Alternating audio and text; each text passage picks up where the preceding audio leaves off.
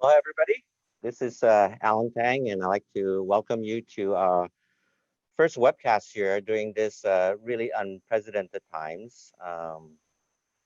It is quite unusual, and I just want to say aloha to everybody, and our prayers are with all of us who are affected. Especially mahalo to all of the medical professionals and everybody out there doing their part, making sacrifices for their families, their loved ones.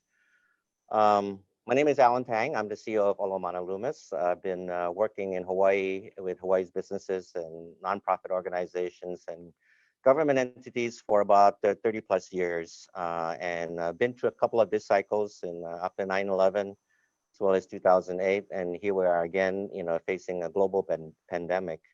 And a lot of us have been talking about this storm that we are sailing into, and I've been thinking a lot about that, and I've invited a guest to be on with me. And he's actually sailing to storms. Austin Kino has been a voyager on Hokulea on the Malama Honua voyage around the world, and he sailed the Hawaii to Tahiti portion.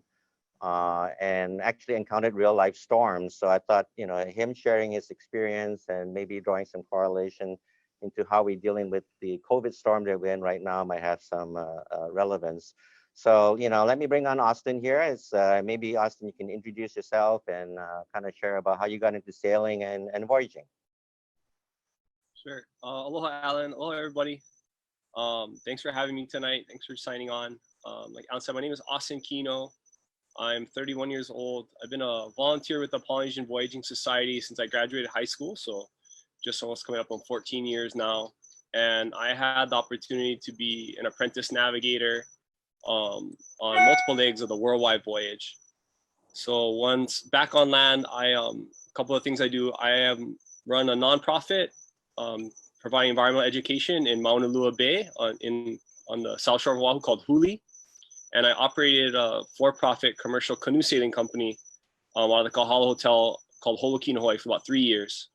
But my pleasure to be with you guys tonight and share a little bit about my experience. And I love the visual of Alan reaching out and said, the one thing we can't do in Hokulea, unfortunately, is bring everyone from Hawaii with us. We know they're with us, in spirit, but, please allow me to bring my teachers and the people I've been able to share the deck with into the room tonight, because it's really observing them and watching them that's allowed me to learn so much. And any opportunity that I have to share it with, people around me that are here on land or interested, it's really a pleasure and a privilege.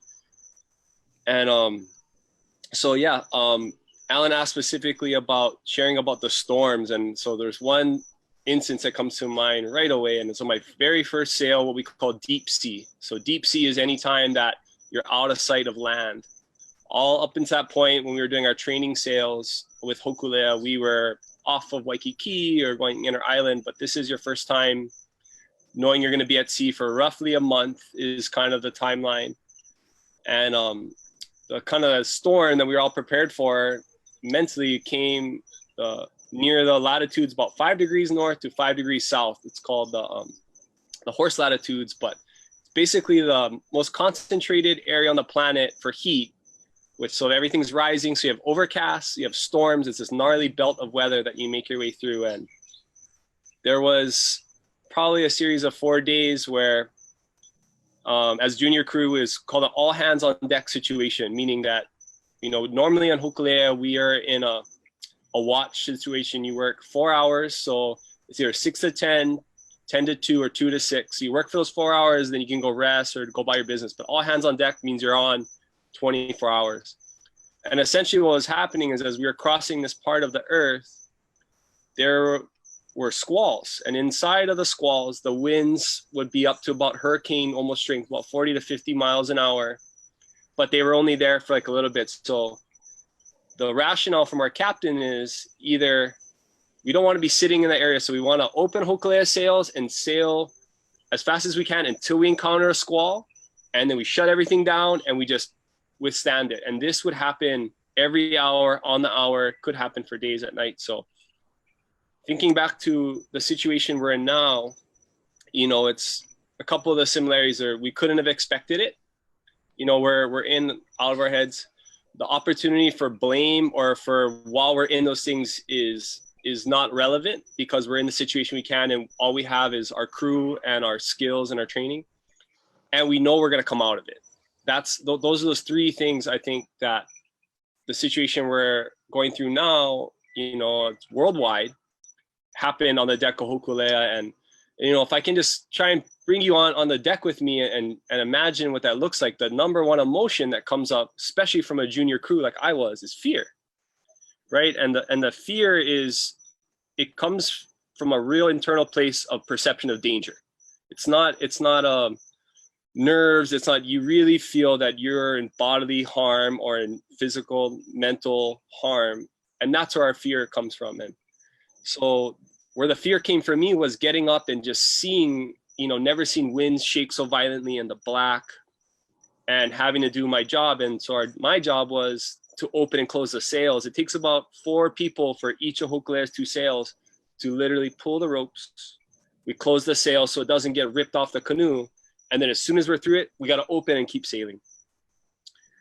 And so when I was sharing with Alan, I said, for any junior crew in that situation, the first thing we do is we look at the captain, right? And all I remember is the worse the weather got, at that time, it was, different captains have different personalities. There's not one way of acting. Some captains get really serious, but they can make, discernible answers. Some were my favorite captains, which I hope to be like. The worse the weather got, the funnier they got, right? They kind of not distracted you from the reality of what was going on, but they really, they really make you not think of, okay, if they're not freaking out, I'm not freaking out, right? Monkey see, monkey do. And what really came back to us in that time is we were told by our teachers, and this is something Hokulea has learned since it first started voyaging, is 90% of the success of any voyage comes from all the preparation we do on land. How we trained, how we take care of one another, all the values that we share as crew members greatly outweigh the few decisions we're going to make in what Nainoa calls it the rough. He calls it the black, right? Where even he says, who's sailed around the world, that it brings him to his knees, which feels really reminiscent of what we're doing now. And so going through that period, not all dark, we look toward the captains. We look towards our crew members. We kind of just commit ourselves to the collection of doing whatever we can in the power as our roles shift, getting creative. So people that were the cook when we set out through this kind of 3 or 4 day journey, they can't cook the whole time in the rain. They're going to get burned out. So we trade off. And I've seen, across Hawaii, especially, just this beautiful outpouring of people getting creative, switching their jobs of what normally was their responsibility, their kuleana, to new responsibilities, because that's what the crew needed, right? And I'll just share this real quick story about the role of who we're learning from we're called PO, they're called Master Navigators. So Nainoa Thompson, Bruce Blankenfeld, Onohi Paishan, Chad Babayan, and Shorty Burlman, 5 Master Navigators who were taught by a man named Mau Piailug from Saddlewall. And they had this beautiful ceremony when they got graduated to PO on this island. And each man got given this bracelet. And on the bracelet, there was 2 pieces of coral that got woven into it. And one was a white piece of coral. It's real brittle, kind of like anything you'd probably see down here on our shoreline. And it's to remind that a master navigator needs to be kind. They need to be compassionate. They need to be able to sense, looking at their team without even talking and asking them if they're okay, know who's hurting and how to take care of them. Emotionally, physically, they got to be the most compassionate and in tune. And then the black piece of coral that is sewn right next to it represents that a navigator needs to be fierce. They need to be responsible for making a decision when no one else can and no one else is going to carry the blame, right? So in that rough, when it's unpredictable, we don't know when we're going to come out of it, we're not all really sure what we're doing because we haven't been there, we look towards the navigator, and they have to juggle both those things, which I imagine if all of us, no matter what type of profession you're in, whether you're the crew or the captain, you can probably relate and see yourself somewhere in this analogy. And so, I've already seen it, and I've hoped that, you know, in Hawaii's what we're always told by our teachers, and it's became very apparent as we got to travel around the world. Hawaii is so uniquely poised to deal with something like this because we still have aloha. And I didn't really know what that meant when, you know, our teachers told us this and we were going, but when we go to places like South Africa and we're at schools and there's, you know, barbed wire fence because they don't even have the safety to let their kids go to school safe and come back. And there's that time in South Africa, and I know it's saying, man, you see how crazy this is? We're so fortunate in Hawaii because we still have the ability to aloha one another and to be kind to one another. And as we're going through this whole thing with COVID-19, I keep reflecting on that notion, and that I really see it as such an advantage that we have a different set of values here because of our island, you know, the proximity of where we are to everyone, but also it's in our heritage, right? It's in our heritage to be warriors and seafarers and explorers. But ultimately, it's in our heritage to take care of one another and to make the tough decision when we need to. So, I hope any, you know, that can kind of relate, and love to expand upon this. I'm sure there's specific, you know, things that each of you guys are facing, but I always take, when I'm facing challenges on land, look at what would my captain do? What would my leaders do? And getting the chance to do a little bit of captaining myself. You know, I ran a commercial business for a couple of years, and I never understood that the thing you can't control. I went to business school. You can't control the weather. So there were times we were coming in with 6 people and little kids on board, and I turn around at the channel right in front of Kahala Hotel, and this big wave comes, right? Couldn't control it. I know I'm going to get out of it, but it's how I handled myself in that thing. And for that scenario, I just start jokes and say, all right, let's go, and not, oh my gosh, hold on. And so in a little way, I felt like those are my takeaways from captains. And so for, you know, some of the efforts I've seen through our local businesses to switch up their models, switch up their production, try and do what they can if they can keep people, you know, in employment, if not remind them of all the preparation that, you know, each business, each local company has already put in.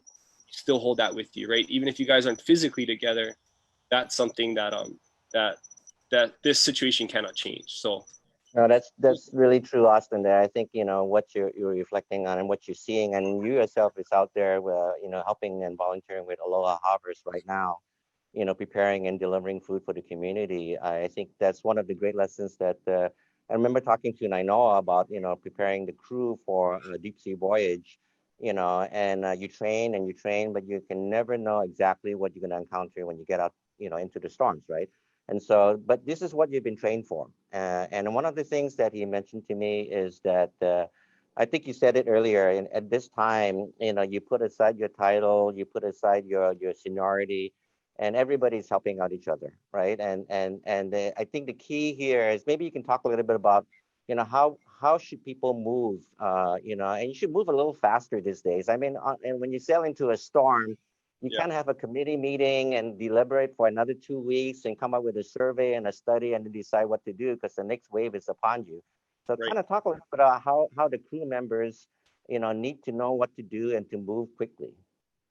Yeah, I mean, I think that's a good point. What I didn't know, I mean, what my initial reaction would have been if it wasn't for the call of captain is when the weather got that bad is to close the sails, hunker down, make key things only dependent on safety. I mean, safety is always a priority, but the reality was, and I'm not sure if that connects as much as in that setting in the storm, if we sat there at those latitudes and didn't try to make forward a little bit of progress every day when we could and when we had the window to, we would still be sitting out there. The weather would have overcame us. And I'm sure as scary as that is because it's unknown, you're taking risk, you know, you're in unknown territory. To keep the ship moving in whatever that can look like for your organization and stuff was really the end of call to get through. Again, you know, this is something that's a lot larger than ourselves and a lot larger than weather, but I always think back to that I wouldn't have known unless I had already been through it. And so now the reason why Nainoa and our captains probably were able to make that call is at one time they saw their captains, right? They were junior crew and thought, shucks, why don't we all jump in our bunks and hunker down and not have to fight this? You know, let's just take the easier route. But they have to when it's safe, take the risk and make some calls to move the ship. Mm-hmm.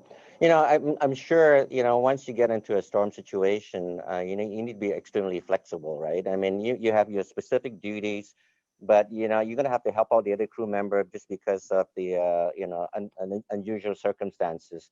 Have you kind of encountered a little bit like that? And how did the crew respond when they needed seeing other people needing help?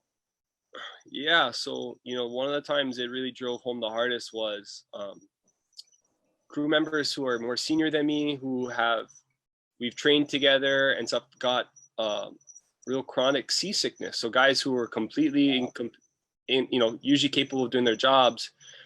I should have explained that the reason that we went to all hands on deck is we didn't have the guys who are chronic seasickness couldn't stand a watch. They weren't able to perform their normal duties. So normally where, let's say I was a steersman for my 4 hours and then I know the next steersman's coming on, if that person's unable to stand a watch, then you have to kind of take up the slack.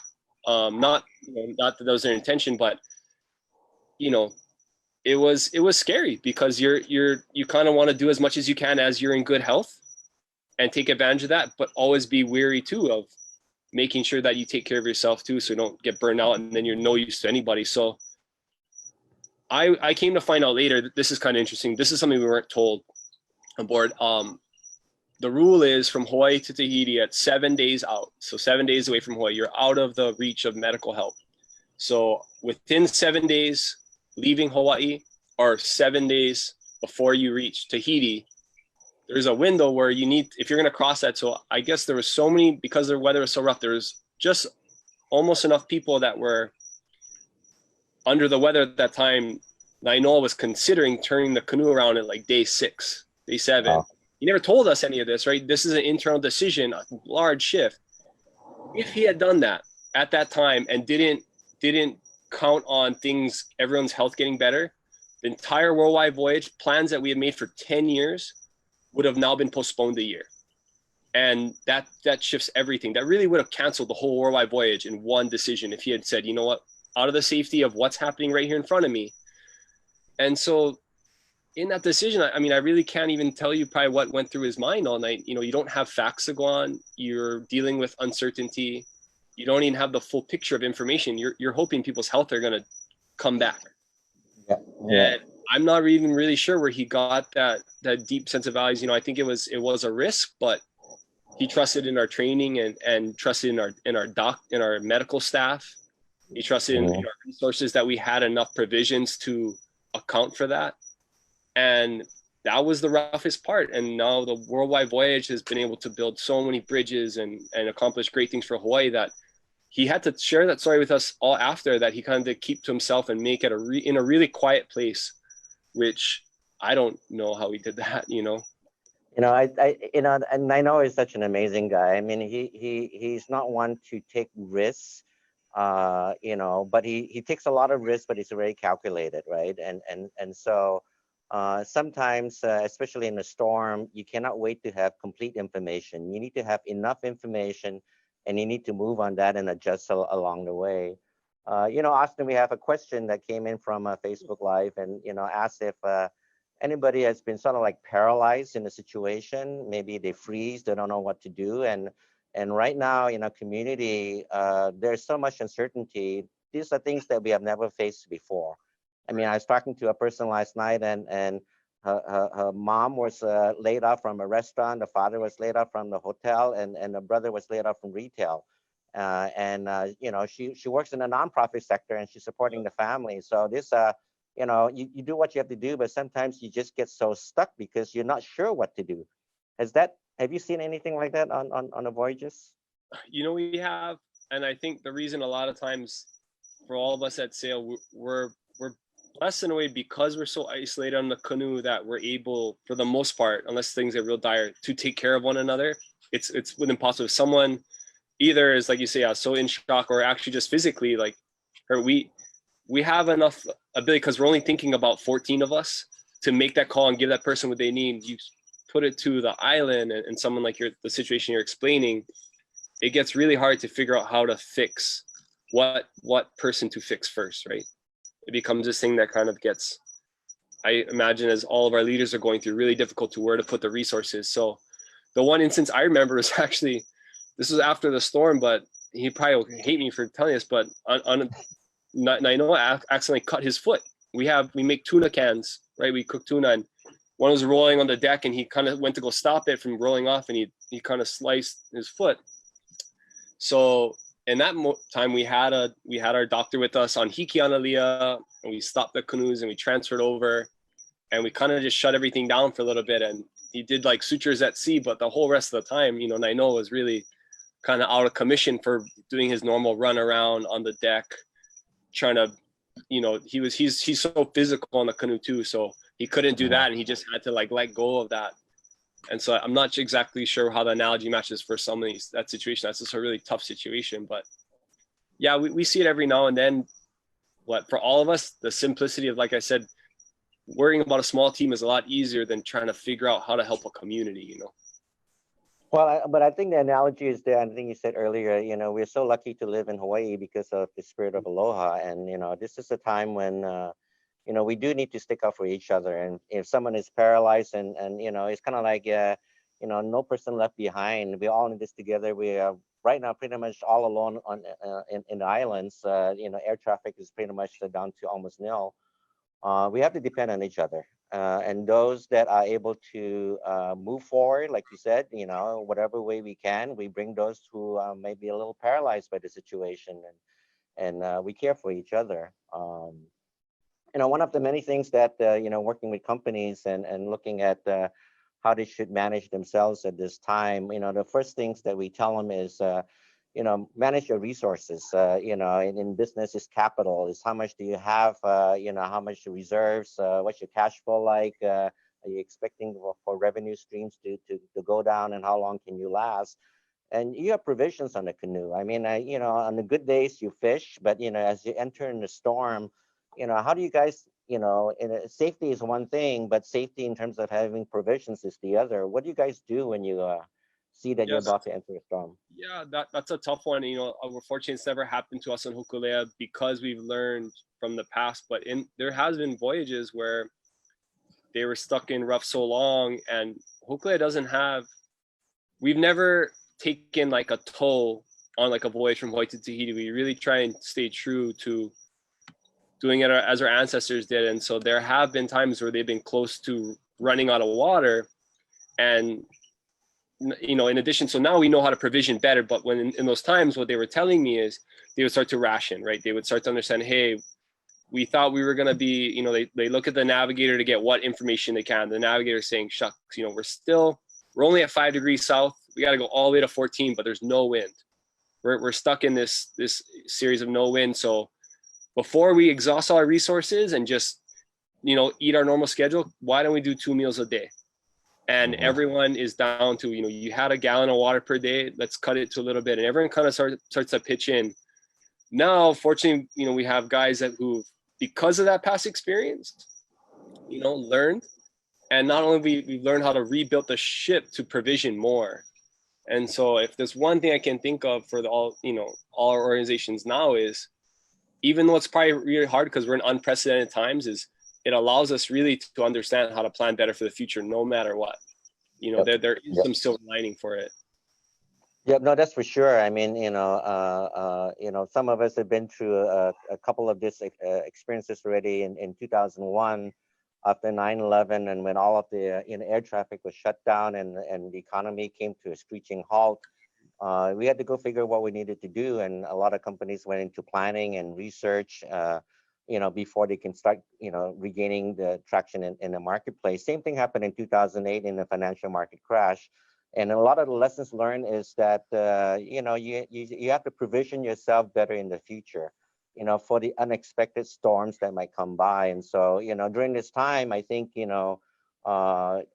rationing is probably one of the best things you can do. This is not a time to go spend at will because, cash flow is probably going to be questionable, and for those who've been unfortunate to have been furloughed or laid off, they're feeling the pinch already. And we hope that the unemployment checks can go out soon and the stimulus money can come in soon.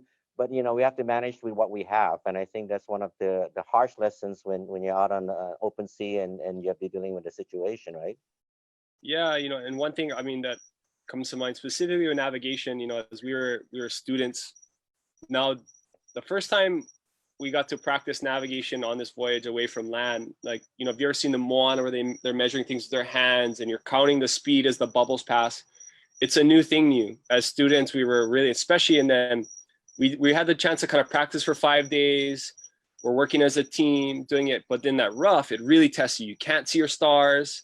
You're not moving, so you're drifting now.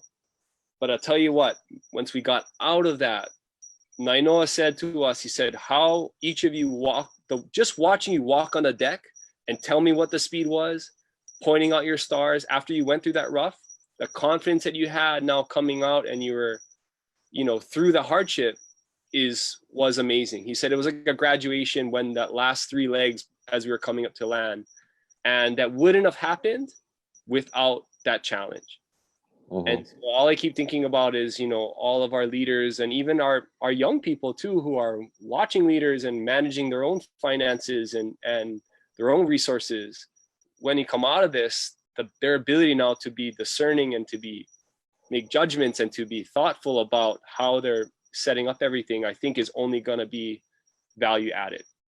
Yep, for sure. We're coming up to the bottom of the hour, but I want to just kind of ask you a couple more questions. You know, one of the things that's so fascinating about the Hokulea and your navigation is that you're doing it without instrumentation, right? And so a lot of it is by feel. You feel the air, you feel the temperature of the water, the speed of the water. You look at the stars. If it's cloudy, you look at the clouds and such. You know, for a lot of businesses, we are so used to some of the metrics that we have been doing on normal times. In a situation like this, it's all out the door. But, you know, tell us a little bit on how you develop that natural sense. And I think for a lot of businesses, we have to go back to the basics. It's not that we have to treat our customers as people and not as numbers, but we can get back to that in a little bit. But share a little bit about the whole natural or celestial navigation. Yeah, I'm not sure if, you know, the school of navigation has changed so much. We learn now with as much as we can on land, computers, but you're right, that time to be in nature, to be in the elements. And it really all kind of came together for me one night when I was off watch. I was not, so as students, we were doing 48 hours navigating, then off. So that's essentially being up for 2 days. First time I'd ever done that. And I just gotten off the deck, and I just remember laying back and kind of looking up. And I thought, out of everything I learned in the classroom, out of everything, how did our ancestors do this 1,000 years ago? Right? I mean, that just blew my mind. We are just racing with the wind, using only the stars and stuff. And there was a sense of that remind me of the original magic of why I got interested in navigating, is because I wanted to feel something like my ancestors felt, right? Something that wasn't safe, something, you know, 100% safe, something that could tell me exactly what I was going to feel from it. But it's like that adventurous spirit. And so, you know, I've been really had the pleasure to see all my friends now who had small businesses and they've been in for a while. And then now they've kind of, you're right, now they're relying on measuring stuff. They're unable to do any of that now, seeing the same joy of getting back to why they got into business, right? Of making that craft, of helping that person, of making this food because you can't even think about the financials for in a couple of these instances, right? They're out, like we have this thing with Aloha Harvest that all these chefs are coming down just to cook meals, right? They're not worried about the reviews. They just love cooking.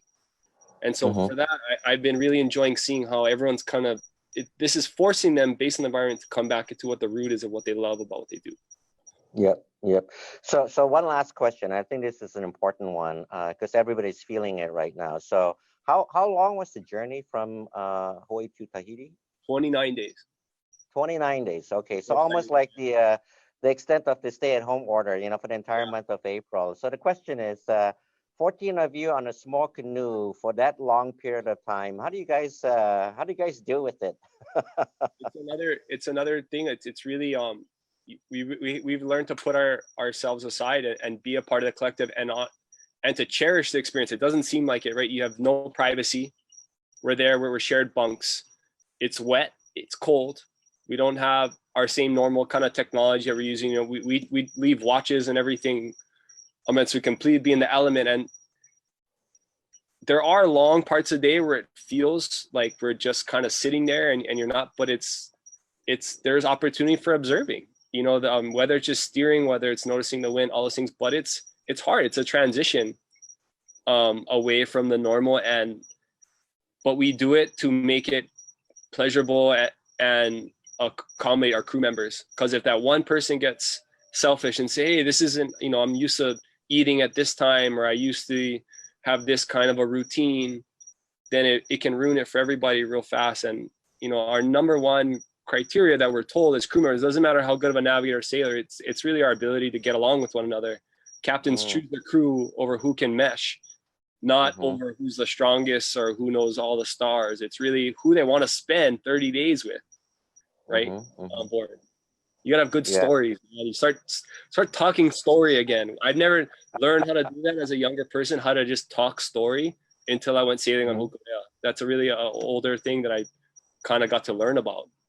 You know, it's really funny because, you know, before all of this happened, we would be in the same room, but we'd be looking at our phones, right? And totally ignoring each other. Now that we're not in the same room, we're using our phones to stay connected to each other. And, you know, so I think, you know, I think there are definitely things that we are learning about ourselves through this whole experience.